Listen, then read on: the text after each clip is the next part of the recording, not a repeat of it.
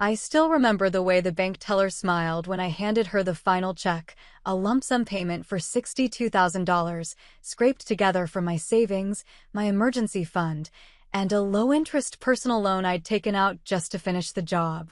Alyssa's student debt had been hanging over us since the day we got married, this invisible cloud that she wore like a weight around her neck, like she was dragging someone else's mistake through life. And now, finally, it was gone. No more collectors calling. No more late fees. No more nights watching her cry over budget spreadsheets and wondering how many more years it would take to be free. I thought she'd be relieved. I thought she'd feel loved. I thought this somehow would bring us closer again. That night, she was quiet. Not in a bad way, more like contemplative. She didn't cry, which surprised me. She just looked at the receipt and whispered, "That's it." Then she hugged me, but the hug didn't last long. Her phone buzzed in her back pocket and she pulled away to check it. She smiled at whatever was on the screen and mumbled something about planning a surprise. I figured maybe she was thinking of doing something nice for me in return. Hell, I was dumb enough to believe maybe she was finally planning that weekend getaway we kept putting off. Turns out I was half right, there was a weekend getaway. Just not the kind I ever wanted to remember. By Friday, she told me to dress up and be ready by 6. She said we were heading to a private event, something she'd organized, and I should just go with it. "You've done so much for me," she said, laying a hand on my chest. "I want you to feel appreciated." That line stuck with me. I should have known right then. But love has this blinding way of coloring everything in softer shades. You don't notice the red flags when you're too busy ironing out your own damn shirt and hoping the dinner will end with a kiss instead of a cold shoulder. We drove out to this rented country house tucked behind rows of tall oaks, lit up like a wedding venue. White string lights, a catering truck, a little bar station out back with a guy making mojitos in a pressed shirt. It wasn't huge, maybe 40 people, but it was more than a dinner. It was a damn event. I asked her what we were celebrating and she just smiled.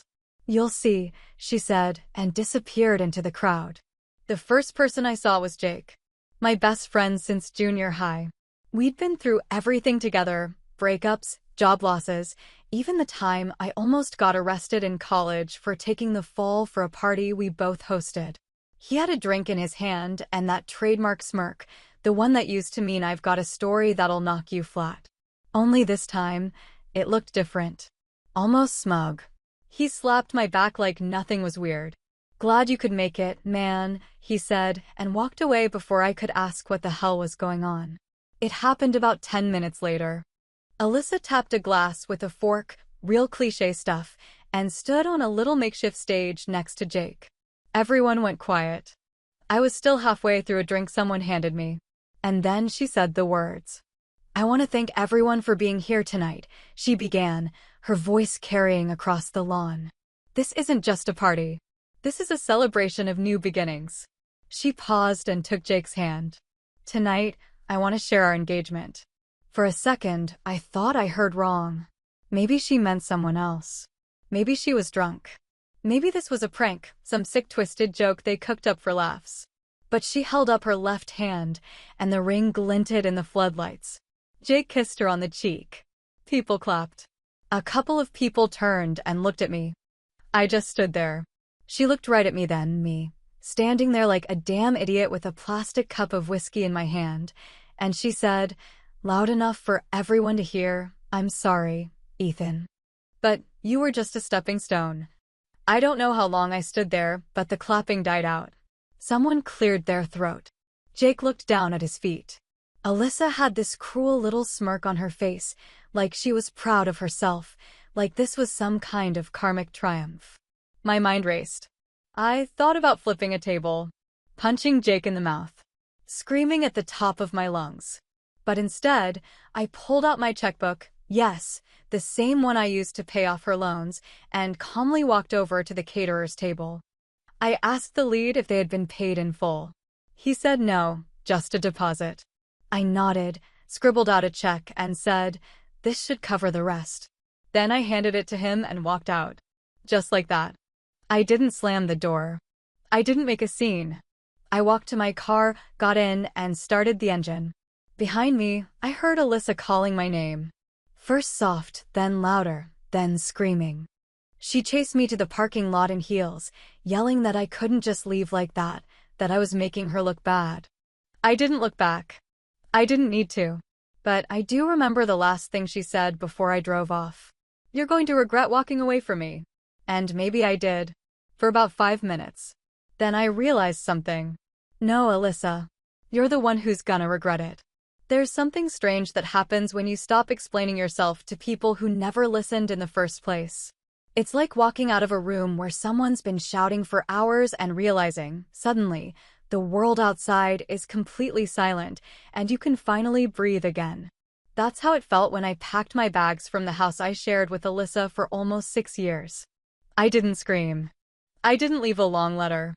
I didn't even bother taking much, just the essentials and the things I bought with my own damn money. I walked out at dawn, while the party leftovers were probably still sticky on her champagne glasses, and left behind a single yellow sticky note on the fridge that simply read, "Good luck. You'll need it." I got a small apartment downtown, nothing flashy, just clean, quiet, and most importantly, mine. There was no drama unpacking, no tension walking through the door. Just me, my suitcase, and the slow, unfurling relief of being alone in a space where no one could betray me within those walls. That first night, I slept like the dead. No thoughts, no dreams, just darkness. 3 days later, Alyssa must have realized something was off because I got a flurry of missed calls and texts, each one bouncing between rage and confusion like a drunk trying to walk a straight line. "You can't just disappear. We need to talk like adults. I need access to our joint account." That last one made me laugh out loud in my bare kitchen. She never noticed I had closed the joint account 2 weeks before the party. It had just been sitting there with a balance of 0, waiting like a loaded trap. When she tried to transfer money out of it, the app must have told her, "Account closed," and I could practically hear her throwing her phone across the motel nightstand, or wherever the hell she was now. But the real fun started when Jake's life began to implode. See, what Alyssa never knew, what Jake conveniently forgot, is that when he bought that brand new Range Rover last fall, the bank wouldn't approve his loan alone. Too much revolving credit, too many late payments, and not enough income stability. He came to me like a begging dog, eyes wide, hands shaking. Told me he was building something big, and he needed a co-signer just for 6 months. Just until my new bonus comes in, man. You know I'm good for it.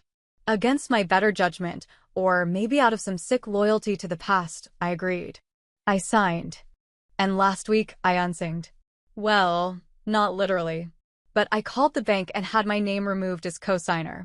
Turns out, when you file a formal credit risk alert and request investigation for fraud suspicion, the bank tends to get very nervous. They shut down the loan for evaluation, which froze the account. 2 days later, the car got repossessed. I imagine Jake standing in the driveway, watching some tow truck driver loading his ego onto a flatbed while the neighbors peeked through their blinds. That month, I spent over $30,000 on lawyers. Or was it 20? Anyway, more than enough to make sure everything that legally tied me to either of them was cut off, sealed, or turned into a weapon. I kept it quiet, clean, no fireworks. Let them wonder how the wheels were falling off their lives so fast. Let them search for someone to blame while pretending not to notice the cold breath of karma fogging up their windows. Alyssa kept calling. First twice a day, then 5 times.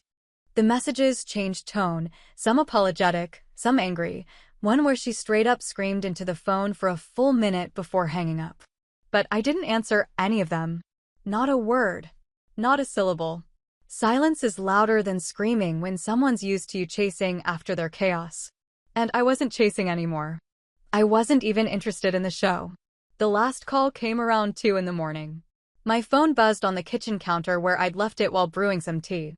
I didn't check it right away. But I saw the preview light up the screen. Her name. Just a short message. "I miss you." "I'm not okay." I stared at it for a long minute, letting the words sink in like ice water running down my back. That was the first honest thing she'd said in years. But I didn't answer. I turned the kettle off, poured my tea, and sat by the window while the city lights flickered in the distance. Somewhere out there, she was lying awake in a bed she didn't own, next to a man who couldn't protect her, watching everything unravel piece by piece. And the best part? She still didn't know what was coming next. It was a Tuesday morning when I got the first message from Mark, the guy who works the early shift at the front desk in my office building, telling me that a very upset woman had been sitting in the lobby for over an hour and kept asking to see me, refusing to give her name, but describing me right down to the damn watch I wear every day. I didn't need him to say anything else. I already knew who it was. There are only so many people in your life who show up crying and uninvited after burning everything to the ground and expecting you to rebuild it for them. And this time, I wasn't holding any more bricks. I took the elevator down, not in a hurry, not curious or even angry, just tired. It was the kind of exhaustion that doesn't come from lack of sleep, but from the weight of someone else's lies finally getting too heavy to carry. When the doors opened and I stepped into the lobby, there she was, Alyssa, sitting on the edge of a leather bench, shoulders shaking, hair a tangled mess of what used to be salon-perfect waves, now hanging limp like the last decoration at a party everyone had already left. She looked up at me like a kicked dog, wide, desperate eyes, mascara smeared down to her jawline, and I swear she looked 10 years older than the last time I saw her. I didn't say a word. I didn't flinch. I walked right past her toward the front desk, where I dropped off a sealed manila envelope I'd been holding in my briefcase for months, waiting for the perfect time to use it. Mark gave me a questioning look, but I just said, "Give it to her when I leave," and then I walked back into the elevator without a backward glance. Inside that envelope were 6 color photographs, all time-stamped, all printed in high resolution, showing Alyssa and Jake wrapped around each other in 3 different locations, a hotel room, a restaurant booth, and the back seat of Jake's car. Every single one taken before the date she claimed she and I had grown apart. I didn't need to yell. I didn't need revenge speeches or confrontation scenes. The photos would do all the talking for me, and I made sure the timestamps were clear enough that even a drunk lawyer couldn't argue their context. See, what she didn't know was that long before she blew up our marriage in that ridiculous engagement party from hell, I had started to notice the signs. Missed dinners, unexplained charges, late-night calls she took in the bathroom with the water running. So, I hired a guy. Nothing shady, just a professional with a camera and time on his hands. I didn't use the photos back then because a part of me still believed she'd come clean on her own. But now? Now they were more valuable than gold. Later that night, I had dinner with Teresa at a little diner just off the highway, the kind of place where the coffee's always too hot and the waitress calls you, "Hon," no matter how dead you look inside. Teresa was never one to sugarcoat anything, and she didn't waste time pretending to be surprised by the latest drama. She took one look at me across the booth and said, "You know she never really saw you, right? You were always the safe option." She was just waiting to upgrade. Guess the upgrade blew up on the launch pad. We both laughed, but there was no real humor in it. Just that sad, bitter kind of laughter you used to keep from getting mad all over again. I told her about the envelope and the look on Alyssa's face in the lobby, and Teresa just shook her head, stirring her coffee like it was her ex-husband's grave. "Let her sink," she said. "Some people only learn when they hit the floor face first." A few days after that, Teresa decided to drive by the rundown motel on the edge of town where someone said Alyssa had been staying, one of those cheap places with flickering neon signs and vending machines that still take quarters. She didn't go in, didn't knock on any doors. She just circled the back lot, curious. On her way past one of the dumpsters, she noticed a pile of trash that hadn't made it all the way in takeout bags, old clothes, and near the top, a little pink and white box with a single word printed across the front in faded blue letters, "Pregnancy test." It was open. The wrapper was torn. The test was still inside, wedged in between a crumpled paper towel and an empty vodka miniature. Teresa didn't take it. She's not the sentimental type, but she did snap a picture and text it to me with only 2 words, "It's positive." I stared at that photo for a long time, wondering if it was another ploy, Another last-ditch attempt to reel me back in with something permanent, something no man can walk away from without looking like the villain. But deep down, I knew better. If it was real, it wasn't mine. Not after the timeline I had mapped out. That child, if there was one, was Jake's or someone else's from the mess she'd built in the dark corners of her new life. And still, in some twisted, silent part of me, I felt something twist in my chest. Not sadness, not anger, just the cold recognition that the mirror had finally cracked, and Alyssa was being forced to stare at what she'd become. A woman alone in a motel room, surrounded by the debris of every choice she thought would make her feel powerful. And this time, there was no one left to clean up the mess. It's one thing to get betrayed by someone you love. It's another thing entirely to realize they thought you were too dumb to see it coming, too weak to fight back, too spineless to do anything but lick your wounds in silence while they danced on the wreckage. And maybe that's how I seemed at first, quiet, calculated, walking away without yelling, not dragging her name through the mud like she damn well deserved. But silence doesn't mean surrender. It means strategy. And now that she had nothing left but a broken motel key and maybe a baby that wasn't mine, it was time for me to stop playing clean and start showing her just how ugly I could get when I've got nothing to lose. By the time Alyssa texted me asking if we could just talk, she'd already been ghosted by Jake for at least 2 weeks. I knew this because I had eyes everywhere. Not literal spies, but old contacts, Facebook mutuals, people who owed me favors, and a neighbor of Jake's I once helped with her taxes for free. Turns out Jake hadn't just dipped, he'd run. Took whatever money he had left, cut ties with his shady business partners, and bailed out of state, likely chasing the next scam he could sink his teeth into. Last anyone heard, he was holed up in a casino town in Nevada, trying to sweet-talk his way into a management job he wasn't qualified for. Some con men never retire, they just change zip codes. Meanwhile, Alyssa was left holding the damn bag, except this time the bag was full of IOUs, overdraft notices, and the distinct stench of being used just as much as she used me. When you lie down with snakes, it's not a matter of if you get bitten, it's how many times before you start spitting venom yourself. And by the look of her motel room, she was out of venom and scraping the bottom of whatever self-respect she had left. So when she asked to meet, just to clear the air, I agreed, but on my terms, in public, broad daylight, neutral ground, no chance for drama. We sat outside a coffee shop, and I'll admit, seeing her like that made something in me twitch. She looked wrecked. Thinner, paler, circles under her eyes like she hadn't slept in weeks. Her voice was small, like the echo of a woman I once knew, but no longer cared to remember. She said the words she thought I wanted to hear. I made a mistake. Jake used me. I was scared and selfish, and I didn't know how to fix it. But what got me, what really pissed me off, was when she said, "You're the only one who ever really loved me." Because that wasn't just manipulative, it was a flat-out lie. She didn't care about love. She cared about leverage.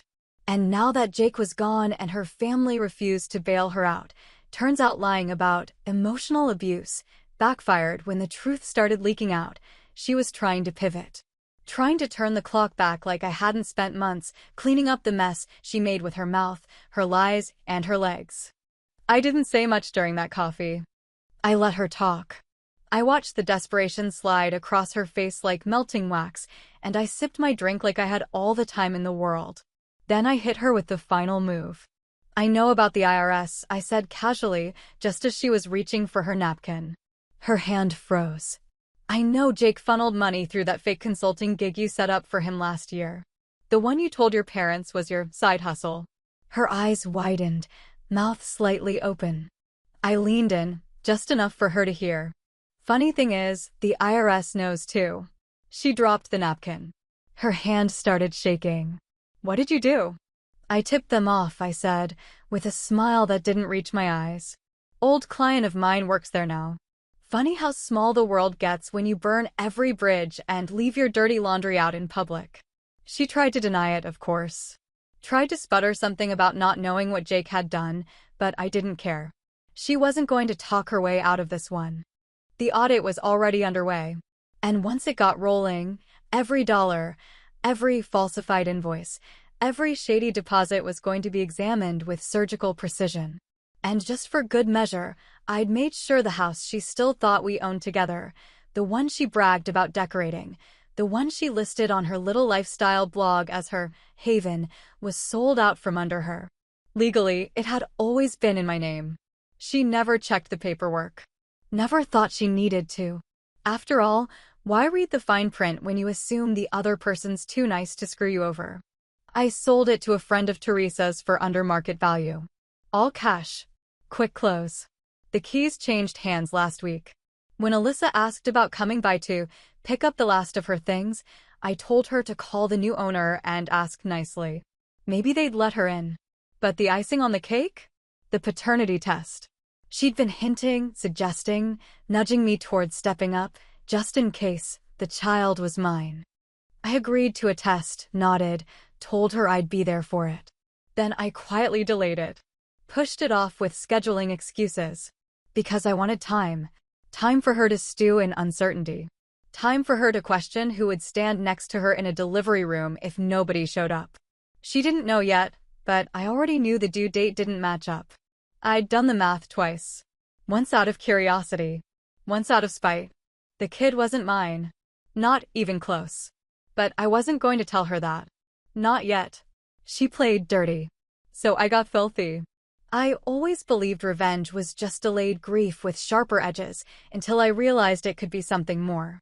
Not just a release, not just a gut punch to the people who hurt you, but a slow, precise kind of poetry.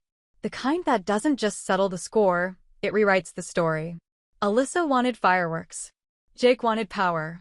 What I wanted was simple, for them to understand that I saw through everything, every word, every lie, every touch that meant nothing, every little smirk behind my back. I wanted them to feel what I felt, but with the volume turned all the way up. By now, the IRS audit had kicked into full gear. The kind of audit that doesn't just check your numbers, it checks your soul. Alyssa's little, consulting business had more holes in it than Jake's credit score, and the paper trail was sloppy, inconsistent, full of red flags she never thought anyone would bother to read. Jake vanished the moment the letters started coming in. One of his old coworkers tipped me off that he was bouncing around motels in Laughlin, trying to gamble his way out of the storm. Apparently, the same charm he used to weasel into Alyssa's heart wasn't working so well when the pit bosses saw right through him. I didn't report him. I didn't need to. I just let the system close in. You see, when you live dirty, all it takes is one match to burn everything you're hiding under. I lit the match and walked away. But I didn't stop there. There was still the matter of the mugshots. One night, around 11, I got a call from a number I didn't recognize. I let it go to voicemail, and when I listened to it later, I heard Alyssa's voice, barely above a whisper, saying, "I need help. Please."